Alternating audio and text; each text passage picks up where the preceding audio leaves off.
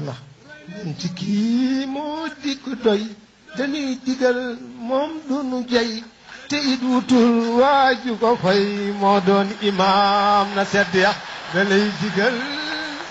lay digal du la dugal da lay yëgal la lay bëggal digale la ëllëg bugal te day jëfee la yàlla wax da lay digal na ngëm gu wér jullil ji wér génneel la war na aj kaman di leen sikar sax leen ci lii du leen torox da ngeen taxoo amal lu lew comme lewul du doon mu lew na ngeen di gor ñu ñëpp naw te bañ di saf boroomi tax na ngeen juleeg di moytu tooñ na xol yi laab te ngeen di muñ yaay ki nu doy ba woo fi nun taxul nu tiit foo nekk doo dañ dunu niit doo jóg fi nun subaak marax amoo moroom xanaa boroom yoneen bi yaa fi doon donoom sa dund géey sa mépp koom sa mbir dëppoog la wér ci yax yaa mat roy si ku la roy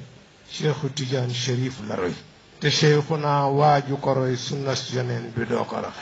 ku roy xalifa bii ko wuut dañoo di doon ko Maodo boot ëllëg ci déeg ba daa ca root siraat dangay raw melax xàllu sharia moo ko xeeñ mbootum xariiqa moo ko leñ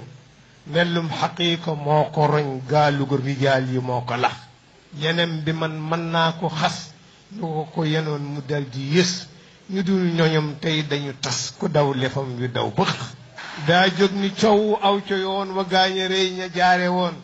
moo tax ba gaaña fekk woon naan mbay ba tey doxul fi mbex yaa duy ci cheikh ba fees ni del te des ba tey ni tekk dal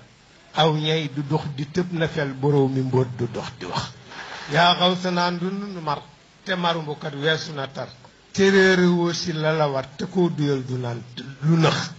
jooyu nu si jox nu sa ween ñu nuy sa doom yi ngir semeen moo nuy réyal du mum keneen fi nun meneen dafay forox voilà